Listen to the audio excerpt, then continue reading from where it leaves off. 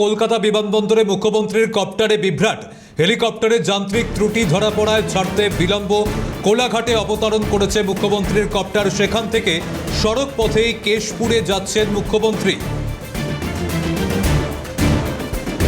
প্রতিনিধি রমেন মাইতি রয়েছেন আমাদের সঙ্গে। রমেন, এই মুহূর্তের কি আপডেট রয়েছে? মুখ্যমন্ত্রী শুভেন্দু অধিকারী আজকে কিন্তু পশ্চিম মেদিনীপুরের কেশপুরে একটি অনুষ্ঠানে তিনি যোগ দিতে যাচ্ছিলেন কপ্টারে করে, এবং আবহাওয়া খারাপ হওয়ার কারণে কোলাঘাটের যে থার্মাল পাওয়ারের যে মাঠ রয়েছে সেই মাঠে কিন্তু কপ্টারকে জরুরি ভিত্তিতে অবতরণ করা হয়, এবং এরপর কিন্তু মুখ্যমন্ত্রী বাই রোড তিনি কিন্তু সড়ক পথে তিনি যাচ্ছেন এই পশ্চিম মেদিনীপুরের উদ্দেশ্যে।